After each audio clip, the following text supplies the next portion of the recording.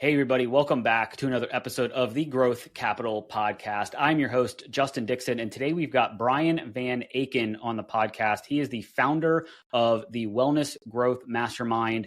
He started this mastermind pretty much by accident a few years ago when he introduced two of his connections together, and it kind of just spawned from there. This is a mastermind for entrepreneurs and professionals within the wellness industry, helping them share ideas, collaborate, and partner across the wellness space as they build and grow businesses. He's built the community from 2 people to 200 now. He hosts monthly Zoom calls. He has quarterly in-person meetings, and he's got a Slack channel. Very interesting. And also we talk a little bit about how he started his career as the first legal hire at Tough Mudder back in 2012. As they were just getting started. So really fascinating episode about starting a mastermind and how it's similar and different to starting a different business. And stick around to the end. We have a little bit of a special guest that joins at the end, but really fascinating episode. So let's get Brian on the pod.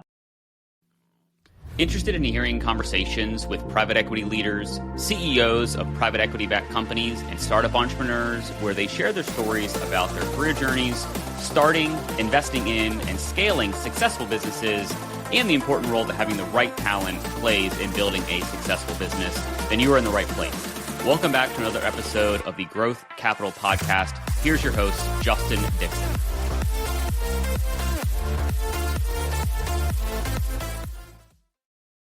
All right, Brian, nice to see you. Welcome to the pod. Yeah, thanks for having me, Justin. Awesome. Well, let's jump right in. Maybe give everybody a little bit of an overview of who you are, where you are, and what you're up to right now. Yeah, sure. So I'm Brian Von Ancken. I'm here in Brooklyn, New York, and spent most of my life and career trying to make people healthier in a lot of different ways. And currently I'm doing that via the Wellness Growth Mastermind, which is a community of health and wellness leaders with people from like the Aura Rings, 8 Sleeps, Pelotons, Headspaces of the world, getting together, just connecting about growth and how to grow our businesses. And so is your group a compiling of leaders within these companies that are trying to figure out how to grow their businesses, or are you getting a lot of entrepreneurs that are outside of the wellness space trying to become better health, better well for themselves versus like being in the wellness business? Like what, or is it a combination of all of that? Yeah. So we only have people within the wellness space in my group. That's not to say we don't talk about ways for our members to get healthier, but the main focus is for entrepreneurs in the health and wellness space and leaders in the space at more established brands to get together and talk about all the different ways to grow businesses. Because right now, I think if you're familiar with the wellness space, I think this is true in a lot of spaces. It's hard to grow, right? You can only put so much money into performance marketing if you're D2C, or you can only do the tried and true things if you're B2B. And so how do you get creative and how do you make sure that you stick out in what is a pretty crowded marketplace in the health and wellness space? Got it. So how big is the community now? And then, would love to learn about like why you started it. And because I was looking at your profile, you've got a very unique kind of career path to starting this business. Yeah. I mean, so we've got over 200 members, a lot of up and coming brands, a lot of the established brands, but I mean, I started this thing by accident. So, I mean, the long story short for me is really, to quickly go back, like, I was in law school, right? So I like to say I lived the should life. I was like, got a good grades, went to good school, went to law school, was about to go work at a big firm. And then in my 3rd year of law school, I interned for a company called Tough Mudder, which at the time was like 10 people in a room.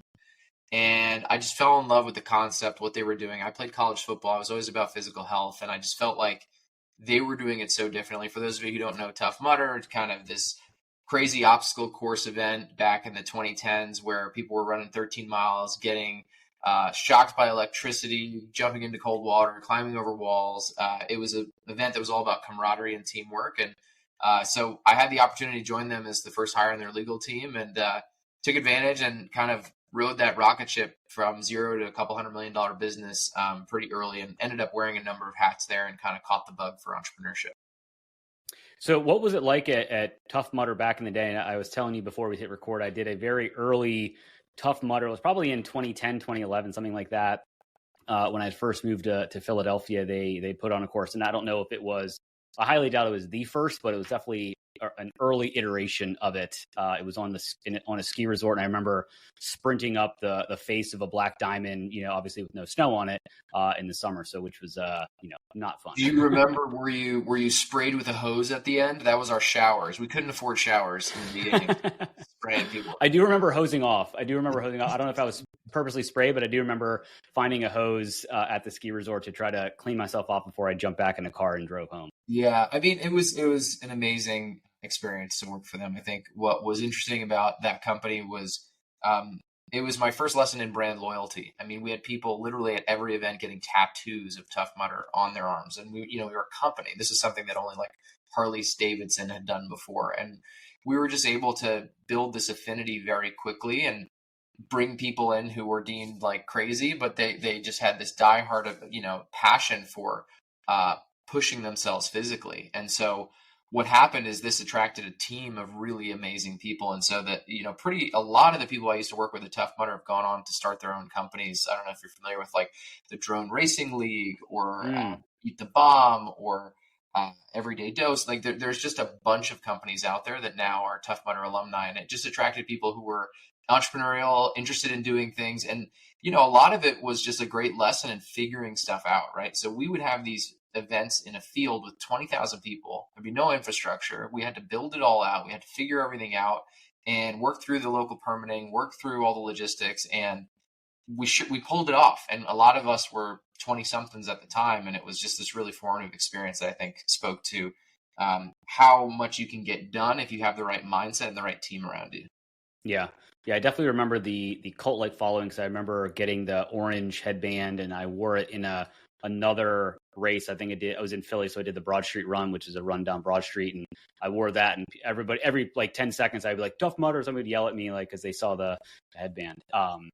Interesting. So how did you go from Tough Mudder to then the Wellness Growth Mastermind? Like, talk through that kind of journey, because I'm always curious if anybody that starts something, their origin story. Like, was the Wellness Growth Mastermind, was that your first kind of startup thing that you started, or did you have another experience prior to this? So after Tough Mudder, I knew I wanted to start my own thing, and went through some personal challenges and realized that there's more to life and there's more to health than just physical health. Became really interested in mental wellness, social health, that sort of thing. And so I came back and I started my first company, Anchor, which was a mindful social workout. Basically, it was taking a 50-minute boot camp class and bringing breathwork meditation into it. And this was something that was a bit ahead of its time. I think when I was doing it, people were like, what? And nowadays everybody's kind of doing the breathwork, that sort of thing. But it was a really great experience. And I think we were doing pretty well. And then COVID hit, transferred online, had a really thriving community during COVID, but learned a lot about how hard it is to grow a wellness business myself. And so after that, ended up meeting the founder of Othership, which, if you don't know Othership, it's a sauna cold plunge space in Toronto and New York. They also have a breathwork app, helped them grow, also worked at Barry's for a while. But that was essentially 3 years ago where I started this group to help business leaders grow their wellness businesses, to kind of serve what I wish I had back in the day when I started my company. Got it. So let's flash forward to you starting this mastermind by accident. So what was the accident? How did it kind of come about? Well, have you ever met two smart people and been like, they need to meet, but I want to listen to the conversation? Yeah. So that's kind of what it was, is I met like a couple interesting people and I was like, they need to meet. I love to be a connector, but I want to listen. So I created a mastermind group, which was just this monthly call that I would invite all the most interesting, smart people, kind people that I could meet. And I just stuck with it. Something, we do the call, I'd write a great follow-up. And I think that for me, I believe that it's worthwhile to create compound interest. Everybody needs to be doing that in some way. It could be a podcast, it could be a newsletter, it could be meetings. It doesn't have to be something that's big, but I think it really teaches you a lot about what it takes to build something and to build trust. I mean, I didn't charge for my group. It's now a paid community for 2 years. I built equity, I built trust. And this was something that took a lot of time, but I think it was ultimately really valuable because the people now really understand me. They understand what I'm all about. They understand that I'm somebody who will say what they believe when I say I'm going to do something, that I'm going to do it. And they know my whole thing is this community is people who are accomplished, kind, and generous. And so I'm attracting those people. People want to be around those people. And it sounds so weird since we're so interconnected these days, but it's weirdly hard to go through the effort of finding people who are the right type of people that you want to interact with within your space. Yeah. Well, we're this is definitely not a direct quote, but I've heard this, like we're the most connected we've ever been, but we're the loneliest and most depressed that we've ever been as a society. So, I think the other thing you mentioned is trust. I think there's a lot of lack of trust online because everybody can look like they're an expert in something when maybe they're not. And, obviously with the advent of AI and everybody having access to this massively powerful tool, you can make a persona that is completely fake and scam people. And I think that's the kind of really challenging part. And maybe that leads into kind of my other question about kind of how is it kind of growing a wellness business? Like what are some of the challenges that are maybe similar or different to growing, a SaaS business or, a CPG business that you've identified, which, kind of spawned this mastermind? Yeah. I mean, I think one thing that's unique about the industry is it's an all boats rise industry. Yes, it's crowded and saturated, but if people start taking care of their physical health, they'll start taking care of their mental health. They'll start eating better. They'll start taking care of their emotional, it's kind of worthwhile and worth it for all of us to kind of come together. I've also found that the industry is a bit us versus them. I mean, yes, there's issues with people potentially scamming, but there's also a whole healthcare, sick care system out there that's super big, maybe not necessarily serving the people super well. And so, people in the wellness industry they're dealing with discretionary income. They're dealing with the behavior change, which is extremely hard. Like we all know what we need to do to be healthy, but to get someone to actually do it is hard. And so I think, there's this us versus them mentality. And then, I just believe that when it comes to these health and wellness businesses, there's so many levers that you can pull and, so many levers you're expected to pull. Your performance marketing has to be locked in. Your SEO has to be locked in. You have to be getting on the podcast. You have to be dealing with the influencers. You have to be doing events. And I think that it's worthwhile to have a space that you can come together and share ideas honestly. Because let's be honest, where do you go right now between LinkedIn and ChatGPT, right? It's like, you ask ChatGPT something, that's going to give you some answer. If you were to ask that on LinkedIn, it'd be kind of weird. Maybe you have a couple group texts, but when are you going to be able to say, okay, here's the place where I think I can find someone who actually has the right answer? And so that's kind of what I've hoped to create. And I think we've been able to do it. And I think one of the ancillary benefits of this that people resonate with a lot is just, when you feel like you're a part of something bigger than yourself. I think that's something that people don't have as much of these days. Yeah. And if you're working in a health and wellness business, you're trying to make the world healthier, but you're probably in your own bubble. You just have your head down. It's really nice to be in a room with other people where you realize, wait a minute, there's lots of other people trying to do the same thing, and it's inspiring, and you can learn from them and you can partner with them. And I think it sounds so simple, but there's just not as many opportunities for that to happen in our modern world. Yeah. And are you focused on helping wellness, like startup entrepreneurs or people? Because I think you said you also have some established brands. So are you also helping professionals within a bigger wellness company kind of figure it out, or like maybe talk about some of the dynamics and some of the things that how you support your community and how it all works? Yeah. So I think about it as the people who are members are the people who are focused on growth. So typically that's the founder, if you're pre-seed or seed level. As you get to a more established brand, it's typically the head of growth, head of marketing, depending on the size, partnerships maybe. And so what we do is we get together virtually monthly. I think of it like a mini conference. It's funny you say, I agree with you that in person is ultimately where people want to go, but I'm always shocked. I average 70 people on my, Zoom calls. And so we get people together, we put them into breakout rooms that I pre-make. We have a topic where this expert speaker for 10 minutes. We do a little mastermind session at the end, solving some problems. But we have that touch point because if you've ever gone to a conference, it's lovely. You go to the conference, you high five some people, you don't see them for a year or maybe you follow up with some people. This allows for more touch points. Then we get together quarterly in person, have like 50 to 75 person events. They're usually in San Francisco, in New York, LA, Miami, kind of major hubs. People travel to it. Some people just come to the locals. And then we have our Slack community. That's kind of that in between day to day. And so we have the more established brands who are interested in hearing from the scrappier younger brands and what they're trying. And then vice versa here, hearing from the more established brands, what are the influencers that are working? What are the strategies that are working? What are the partners? What do they think about these vendors? And it just becomes a space where I don't love it when your community is just one thing. If I'm just within a single vertical, just with people who do exactly, I think there's not enough. I don't know, inbreeding is the wrong word, but like you need more genetic diversity in order to have different types of ideas. And so that's kind of the thought process I have.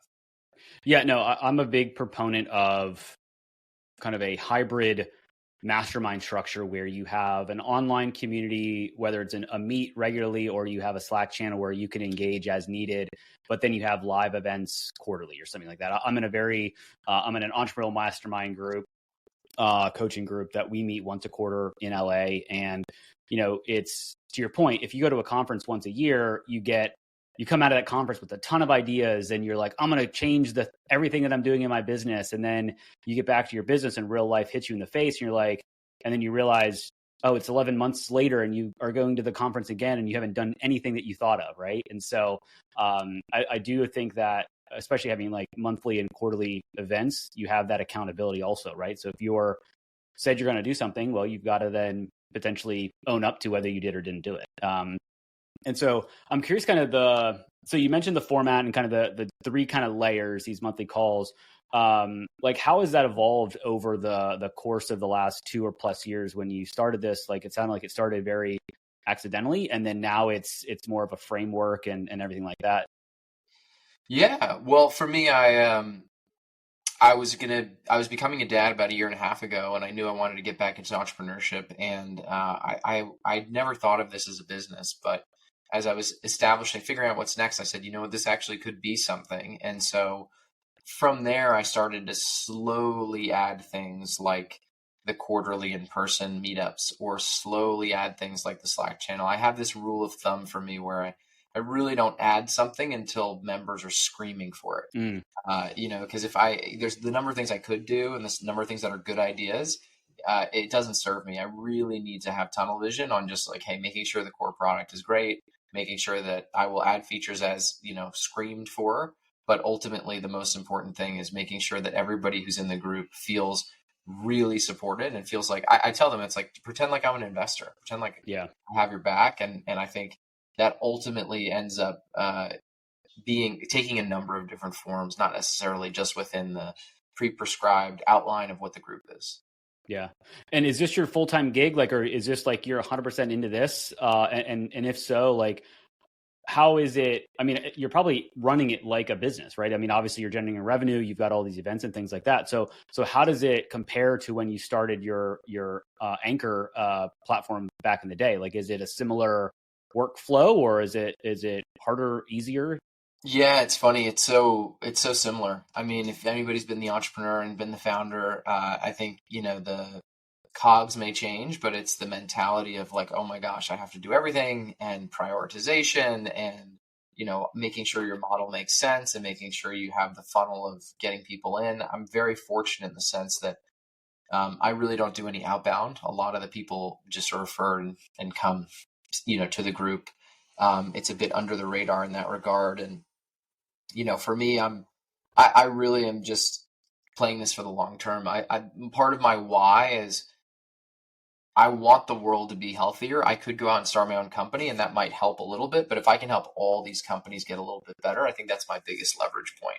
Yeah. And so, that's what I want to be doing. And I want to be doing this for a while. I'm not interested in, not going to juice it up and sell it. I think it's just like, slow burn, do the right thing, and see what happens. Yeah. Well, it's one of those businesses you can probably operate with very minimal human capital overhead, right? Because, you're able to run the masterminds. And I guess on that point, like, how do you utilize virtual support? How do you utilize AI to make the coordination and the follow-up and the outreach and everything kind of a little bit more automated than, maybe you would have done if you started this 3 or 4 years ago? Yeah. The answer is not well. And part of it is intentional. Part of it is lack of time. I just feel like with a lot of this stuff, you have to really dedicate a chunk of time to fully embed these sort of things within your business. But I kind of feel like, I've had a lot of services or a lot of people come to me and say, hey, I can help AI generate matches within your community and, help you, save you a lot of time. And ultimately, I just feel like the matches that I make are better. And I'm leaning into the white glove anti-AI for now.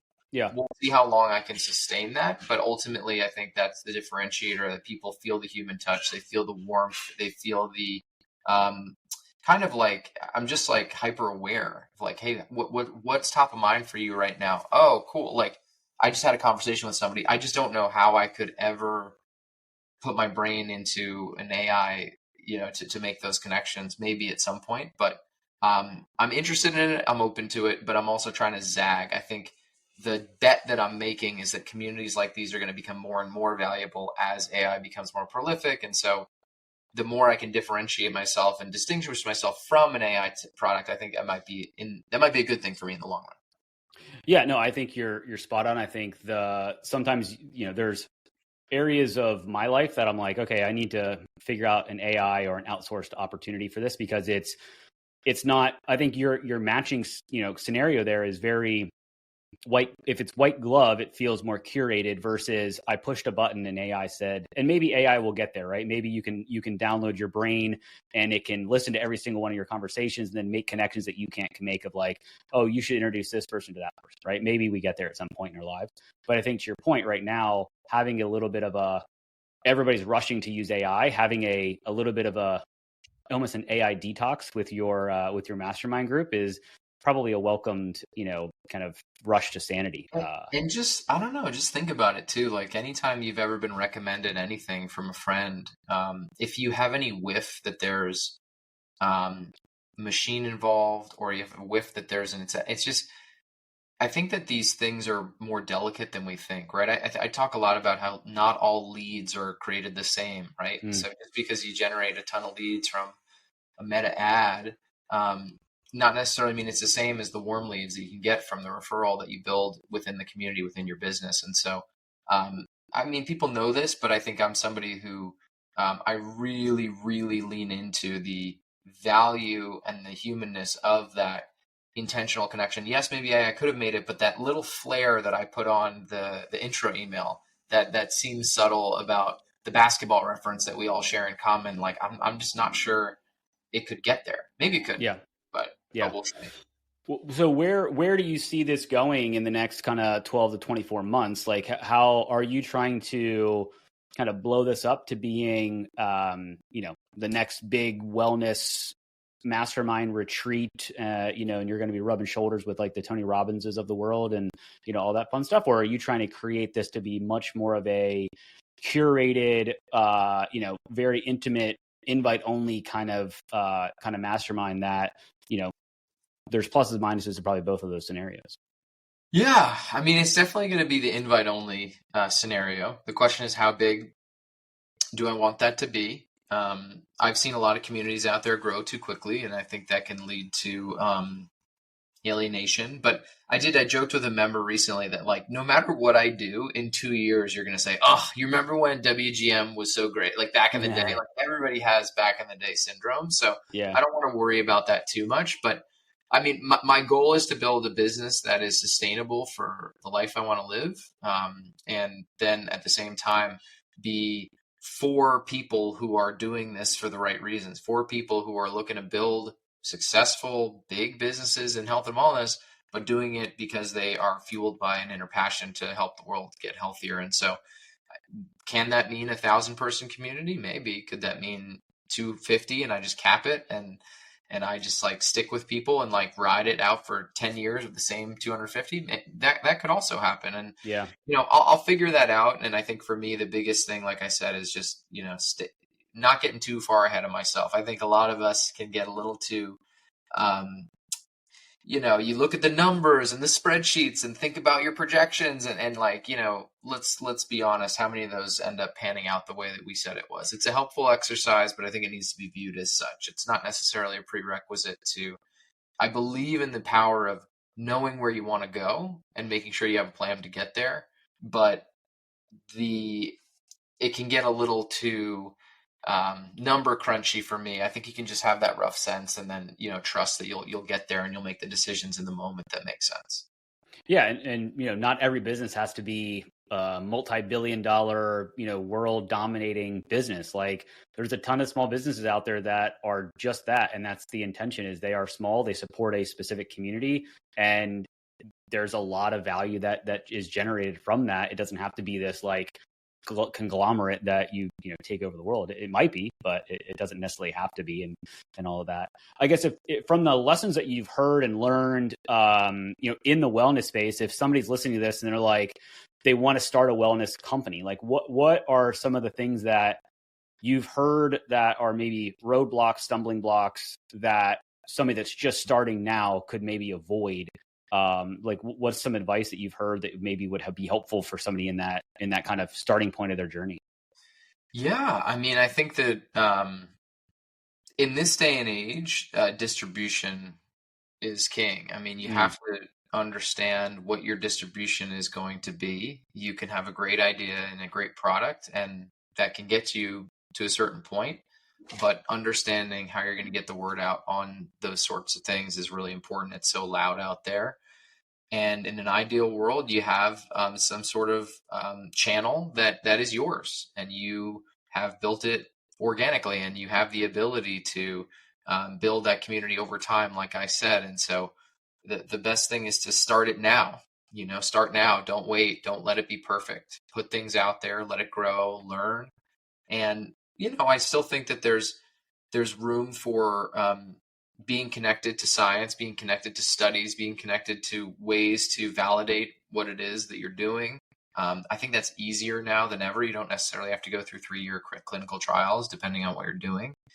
And I think, surrounding yourself with other people who have done it before. I think it's important to go in eyes wide open. And I think one of the best ways to do that is to talk to people who have done it, because I don't want people to lose their enthusiasm, because that's where a lot of entrepreneurship comes from. But I want people to be motivated and inspired by more than just heart. Because I think a lot of people come into this space and they want to build something because they're so passionate about it, which I love. But you need to pair that with expertise, with intention, with like smarts, and it's overwhelming out there to do that. And so I think if people just take some small steps, get some hypothesis testing, and then, make their way towards product market fit. And then once you're there, there's a lot you can do once you still have something that people actually want. Yeah. And I know that you kind of started this by accident, but I guess what's maybe something that what's a benefit that maybe you weren't thinking about once you got into this a little bit that you've come away with? Like, I mean, I'm sure there's tons, but like, what's something that maybe you're like, oh, wow, I didn't realize I was going to get this. And this could be anything when you kind of started this. Yeah. I mean, I think that I'm somebody who I love to feel connected in spaces, not just where I live. And so, it's just so nice for me to have a community now in LA, and I'm going to an event. We have an event in San Francisco in September, which will just be really fun. And to be able to have, I don't want to say a couple different homes, but like have community in a couple different physical spaces. I think that's something that was unexpected, but has kind of happened. And then I really think it's getting to try some kooky new wellness things, right? Like I'm kind of on the cutting edge here. So I tore my calf earlier this year, and was doing some peptides, some red light therapy, all different things. And I was very excited to, be somebody who can have the opportunity to try some cutting edge stuff, and, see what works for me. So what's one or two things if you've got an athlete out there that's listening and they're like, I've seen all the red light therapy masks and things like that, and what's one thing that isn't just hype, it actually works from your experience or from what you've seen in some of the people that you work with? Yeah, I mean, so I'm just turned 40, and so I love playing basketball, and basketball is something that gets a little harder as you get towards 40, and so I've been pairing basketball with Pilates, which I'm like the only guy in there, but it's really necessary. When I do that, I feel like I have a much less likelihood of my back or my knee hurting. So I found that's something that's really good. I do think that some of the red light stuff, especially the targeted stuff, there's a brand called Kineon. They're in my group. They kind of have these red light things you put around your knee or whatever, your ankle or calf or whatever it is. And I think that's something that what I appreciate about that is that it's just, I can work and do it. I think that it's very hard for me to find time in my day because I'm a new dad, whatever, business running. If I have something that has to take me an extra 30 minutes of routine, it's just, that's hard to build in. I like the things that I can do while I'm kind of sitting here. So, we've got, the Theragun or the Hyperice, that sort of stuff. But I think it's, to me, I don't like to espouse specific things. I like to encourage people to follow curiosities, right? So it's like, what's the thing that's actually going to work for you? You see something, you give it a shot, see what it's like, and then, decide if it's right for you. And it doesn't have to be all this cutting edge cool shit. It could be going fishing. It could be just going for, it's like, let's not pretend that this stuff needs to be overly fancy. Just find the thing that works for you within the constraints of the calendar that you have. Yeah. No, I appreciate that you said Pilates because there was a new Pilates studio that just opened up down the street from our house. And I'm like, I turned 41 a little while ago. And so I'm like, man, I could really use that could be an interesting, like added to my workout regime. Yeah, you'd be the only dude in there, I think. So you gotta just be cool with that. And the funniest part is that you're also the worst at it typically. Right. Like they are way better, and it's a great exercise of not being the best in something, making a fool, not taking myself too seriously, and I mean, if I would recommend checking a class out, see how you feel, and I wouldn't be surprised if in the next 5 to 10 years we see a lot more guys though going that route because it's this really nice complement for injury prevention. Yeah.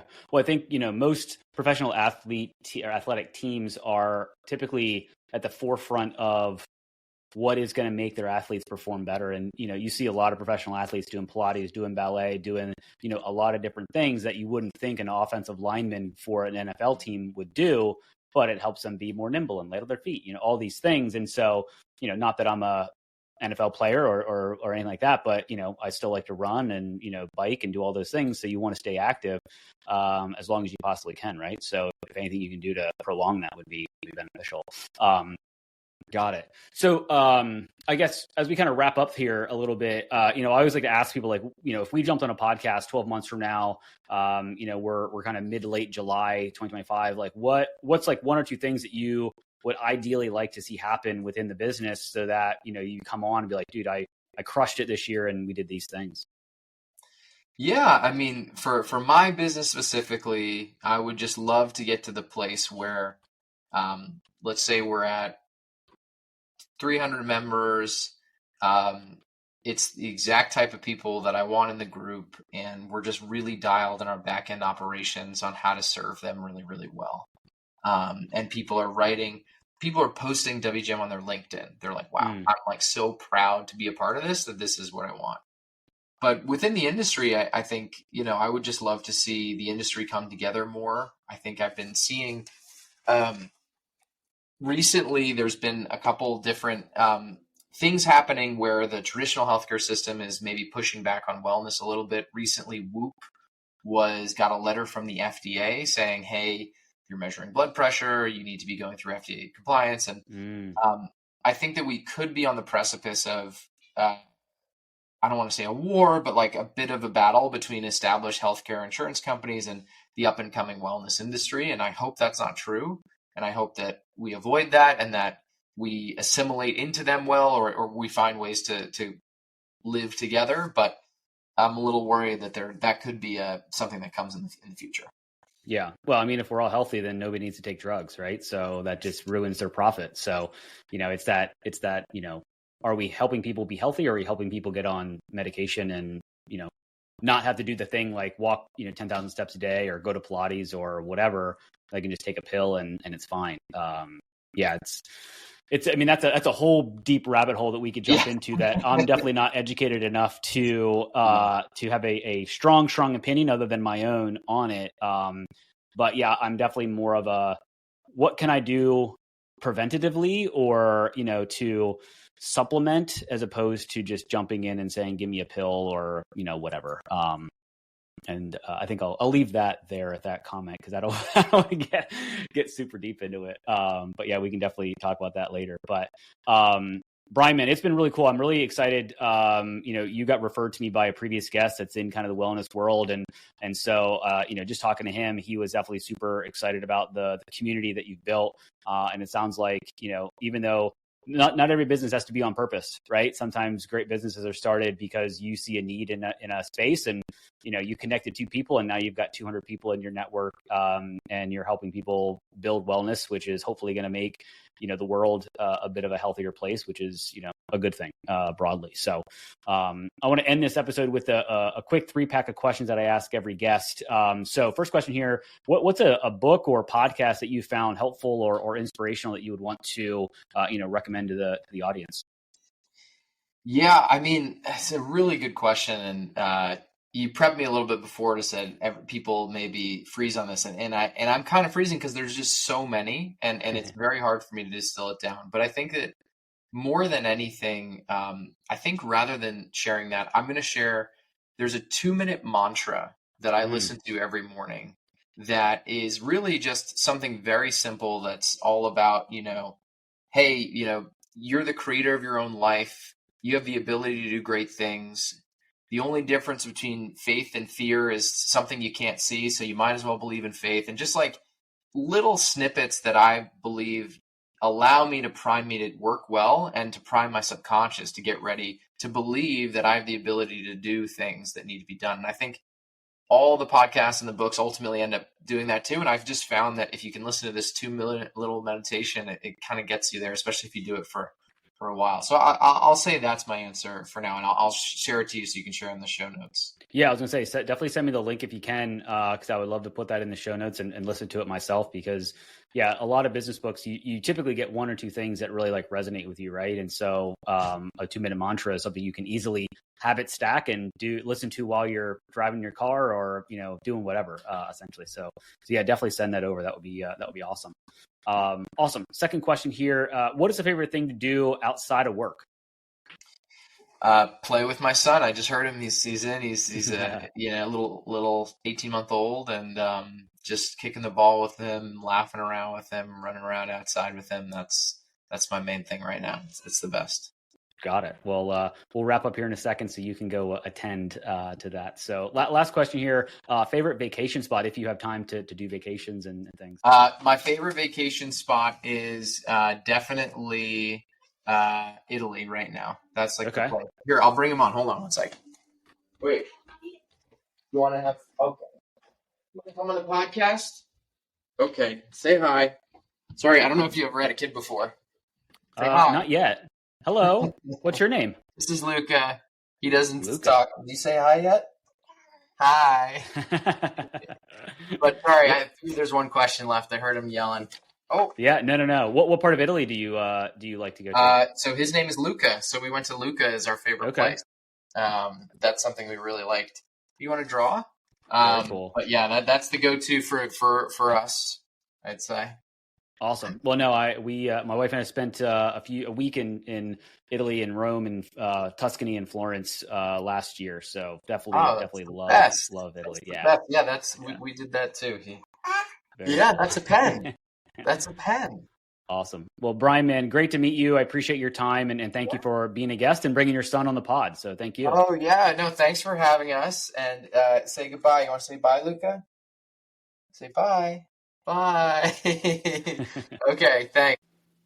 I hope you found at least one actionable insight from this episode of the Growth Capital Podcast, your one-stop shop for insights from private equity leaders, CEOs, and startup entrepreneurs on starting, investing in, and scaling successful businesses, as well as the role having the right talent plays in growing a successful business. It would be greatly appreciated if you would rate and review this podcast. And if you're watching on YouTube, please like and subscribe and drop us a comment so we can expand the audience of this podcast. Thank you for all your support, and don't forget about upcoming episodes dropping every Tuesday.